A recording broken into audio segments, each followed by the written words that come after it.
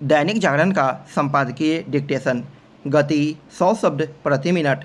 Start होगा 5 second बाद।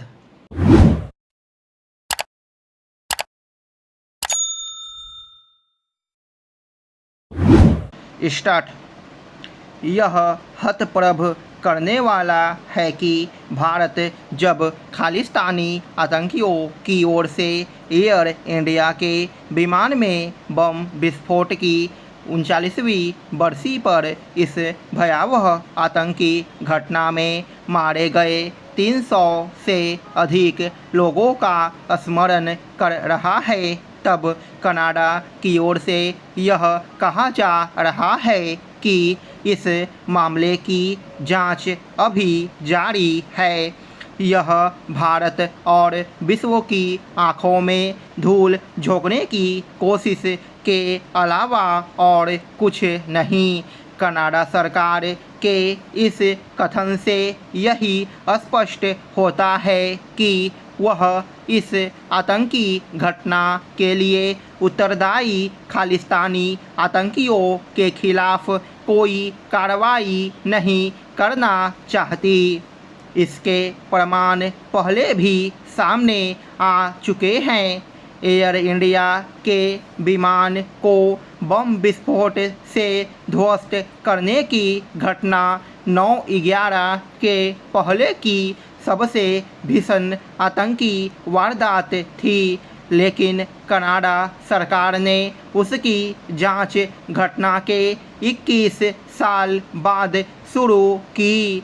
चूँकि जांच का उद्देश्य दोषियों को दंडित करना नहीं, बल्कि खालिस्तानी आतंकियों का बचाव करना था, इसलिए सिर्फ एक आतंकी को मामूली सज़ा दी गई और उसे भी समय से पहले रिहा कर दिया गया। जब एयर इंडिया के विमान को कनाडा में रह रहे खालिस्तानी आतंकियों ने निशाना बनाया था, तब वहां के प्रधानमंत्री मौजूदा पीएम जस्टिन ट्रूडो के पिता थे। साफ है कि खालिस्तानी आतंकियों का बचाव करने के मामले में जस्टिन ट्रूडो अपने पिता से 2 कदम आगे हैं। यह हाल में तब और अच्छे से प्रकट हुआ जब फर्जी दस्तावेजों के सहारे पंजाब से कनाडा भागे खालिस्तानी आतंकी हरदीप सिंह निज्जर की मौत की बरसी पर वहां की संसद में उसे श्रद्धांजलि दी गई। आतंकी हरदीप सिंह निज्जर को श्रद्धांजलि बेशर्मी की पराकाष्ठा थी, क्योंकि एक समय खुद कनाडा सरकार ने उसे अपने लिए खतरा माना था और उसके बैंक खातों पर पाबंदी लगाने के साथ उसे हवाई यात्रा के लिए प्रतिबंधित कर दिया था। अब जब इसमें संदेह नहीं कि कनाडा सरकार खालिस्तानी आतंकियों के पक्ष में खुलकर खड़ी है और भारतीय हितों के खिलाफ काम कर रही है, तब फिर भारत को उसके प्रति कठोरता का परिचय देना होगा। यह इसलिए और भी आवश्यक है क्योंकि कनाडा में सक्रिय खालिस्तानी चरमपंथी सरकारी संरक्षण के चलते बेलगाम हैं।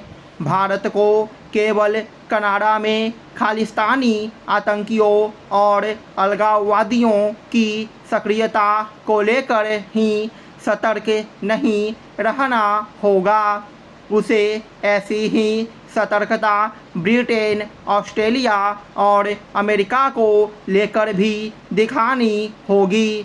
इन देशों में खालिस्तानी चरमपंथी जिस तरह सक्रिय हैं और खुलेआम भारत को धमकी देते रहते हैं, उससे यदि कुछ पता चलता है तो यही कि ये देश भारतीय हितों के खिलाफ काम करने वाले तत्वों की जानबूझकर अनदेखी कर रहे हैं।